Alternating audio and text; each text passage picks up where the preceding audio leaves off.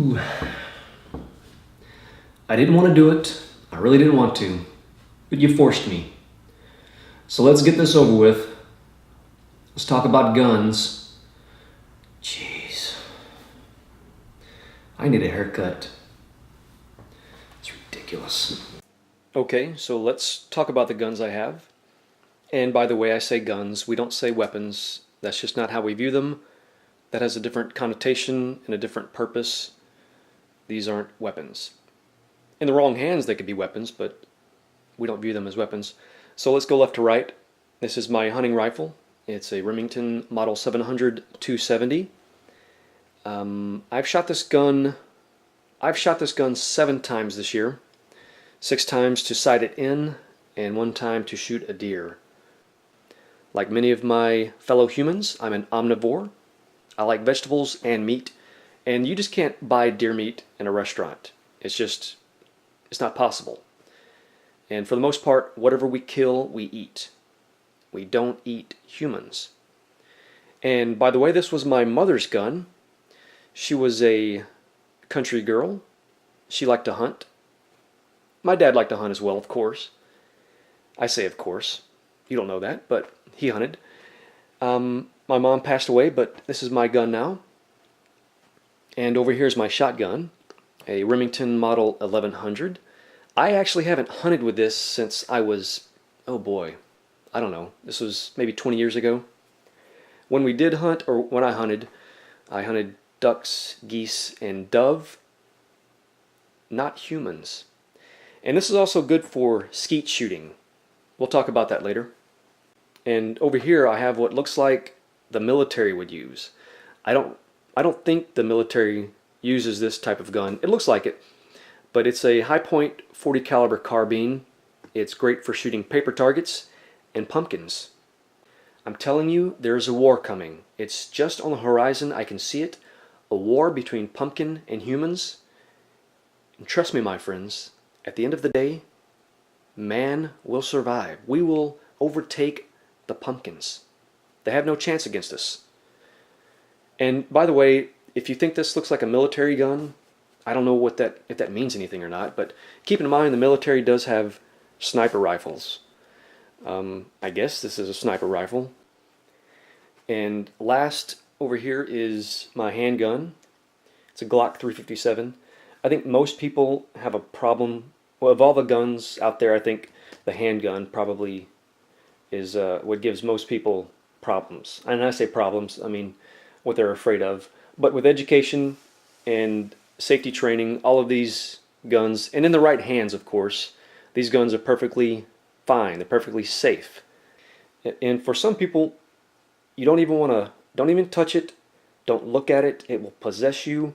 If you touch it, it will make you do things you never want to do. So don't look at it. Don't touch it. Just like in Spinal Tap.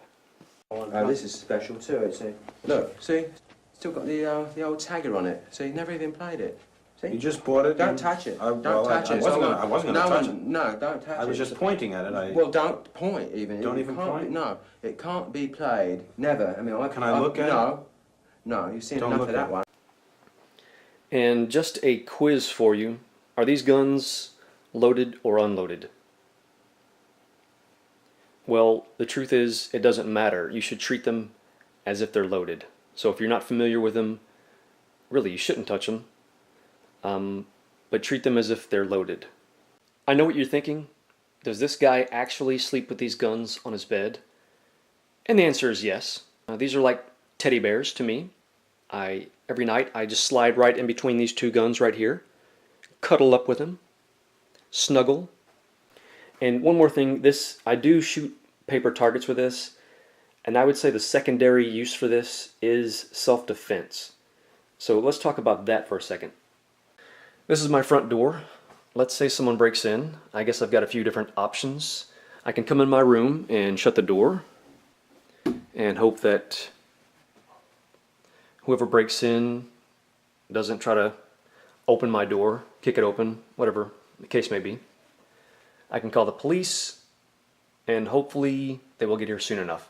Or I could probably go for the old, I like a 5-iron.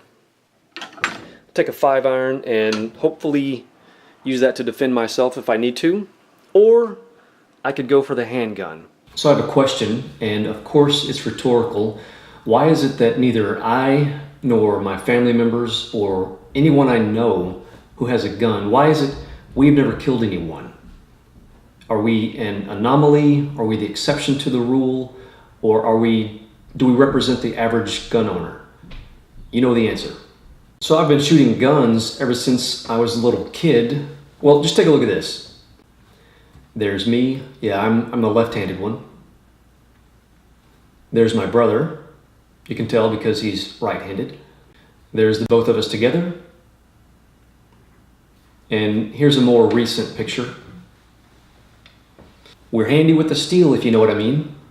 So we're 37 years old. Neither one of us has ever shot anyone accidentally or intentionally. So you're probably thinking, you're 37 years old? Man, you don't look it. I know, but let's stay on subject here, okay? I know my rugged good looks and this man beard have distracted you, but let's stay focused. The reason we haven't killed anyone or shot anyone accidentally is because from a very early age, we were taught gun safety. You don't point a gun at anyone. Always assume it's loaded. I don't know how many times I heard my dad tell us, there's a cemetery at the end of the barrel, and we believed it. Whenever I leave this front door every day, one of the last things I'm worried about is someone shooting me. And I'm in Texas. It's the wild, wild west. At least that's what I hear people say. I don't ever see it. Really, the only thing, I would say two things that worry me each day when I leave this house. Getting hit on the freeway. I'm not even talking about drunk drivers. I'm talking about bad drivers. Like today it's raining. People tend to totally forget about physics. They think, I can drive as fast as I want on these wet roads. Oh yeah, and what's hydroplaning? I worry about getting hit on the highway, and I worry about high cholesterol.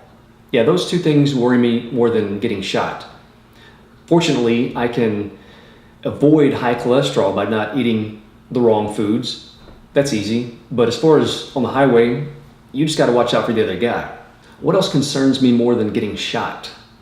I worry that I don't have enough money in savings.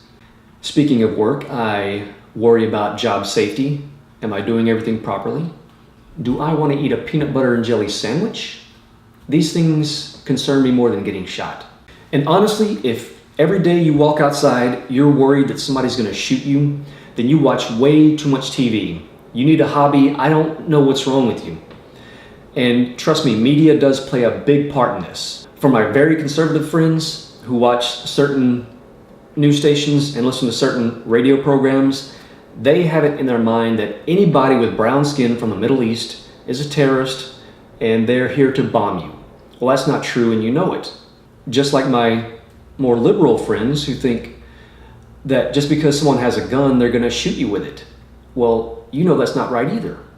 Earlier I mentioned skeet shooting. This was a charity event whereby you pay, I don't know how much it was, you pay X amount of dollars and you're in this competition to shoot clay pigeons. If you've never done it, it's actually quite fun.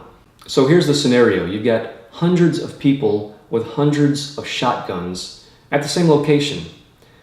No one was shot accidentally or on purpose. You've got men, women, and really children too. We'll just take a look at this video.